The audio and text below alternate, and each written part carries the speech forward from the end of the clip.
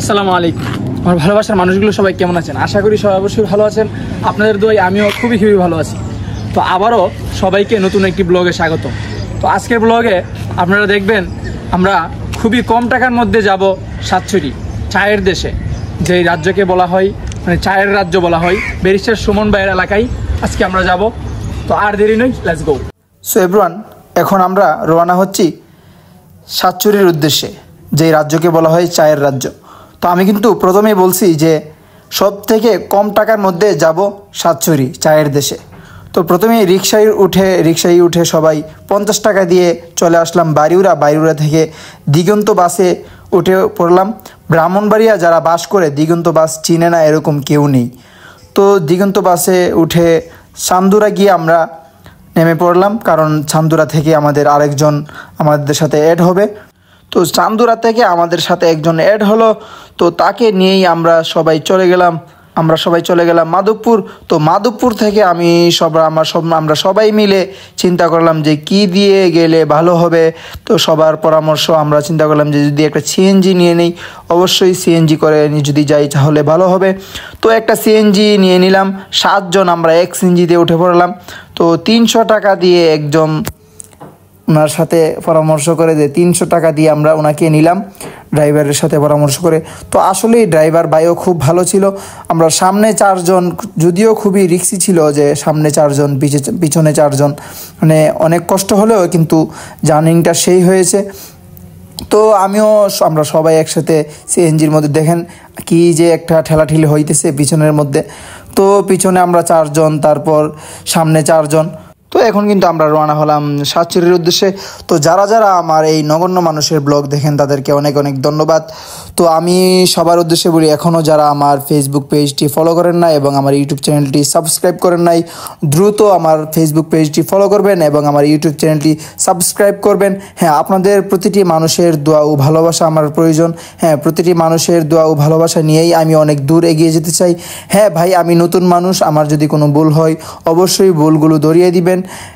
তো যারা ব্রাহ্মণবাড়িয়ার আছেন, আমি কিন্তু প্রথমেই বলছি যে কম খরচে কিন্তু আমরা যাব সাতছড়ি। তো যারা ব্রাহ্মণবাড়িয়া আছেন তারা যদি ব্রাহ্মণবাড়িয়া 20 রোড মোড় থেকে যদি দিগন্ত বাসে, আমাদের ব্রাহ্মণবাড়িয়ার প্রাণপ্রিয় বাস দিগন্ত বাসে আপনি উঠে পড়েন, তাহলে কিন্তু সোজা একদম কম টাকার মধ্যে চলে আসবেন মাধবপুর থেকে যদি 5-7 জন যদি আসেন তাহলে আমি মনে করি যে খুবই বেশি ভালো হবে।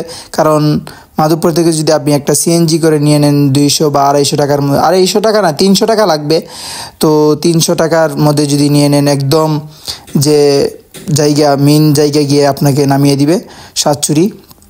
তো ওইখানে গেলে দেখা যাইতেছে যদি আমরা প্রতিজনে আমাদের খরচ হয়েছে, আমরা ওইখানে গিয়ে হালকা পাতলা মানে একটু নাস্তাও করে নিয়েছি।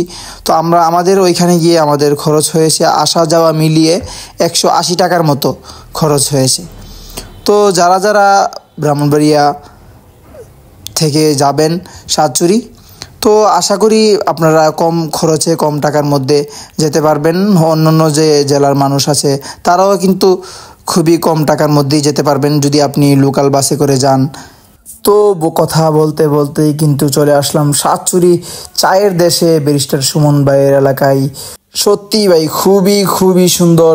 যদি আপনি প্রকৃতির প্রেমে হারিয়ে যেতে চান তাহলে কিন্তু হারানোর জন্য সেই একটি জায়গা সাতছড়ি। ওইখানে আপনি কিন্তু হারিয়ে যেতে চান, ওইখানে কিন্তু হারিয়ে যেতে পারেন। পাহাড়ের মাঝে বলেন কিংবা চায়ের মধ্যে বলেন, সেই একটি জায়গা, মানে প্রকৃতির চারদিকের যে ভিউ সত্যি খুবই সুন্দর।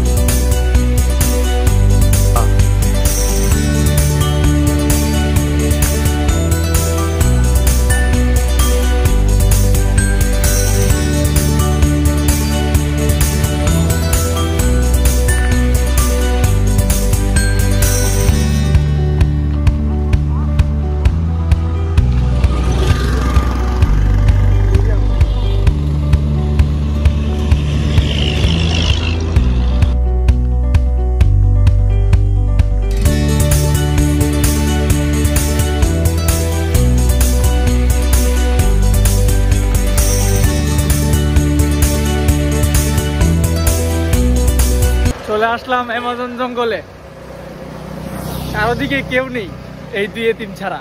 অ্যানাকোন্ডার খুঁজে আমরা এসেছিলাম, কিন্তু অ্যানাকোন্ডা নাই, শুধু বানর আর বানর। আচ্ছা যাক, আসছি অ্যানাকোন্ডার খুঁজে, কিন্তু দুঃখের বিষয় অ্যানাকোন্ডা নেই।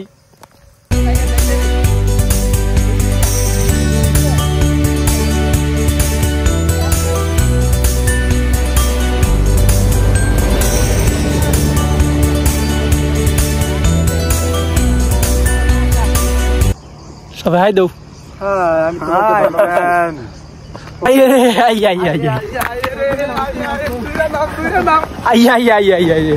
মেঘ আইলো রে, আইলো আইলো, বিদাইলো বিদাইলো।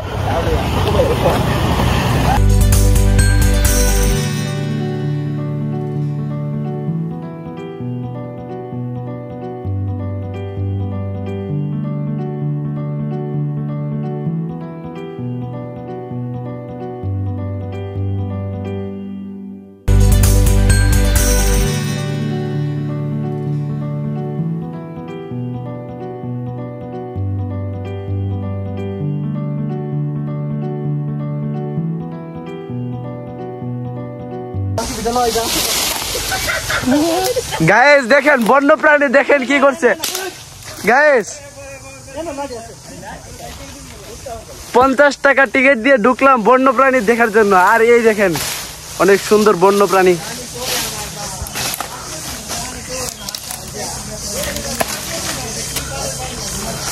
কিরে গীতা আছে রে, এই যে এটার উপর উঠেন।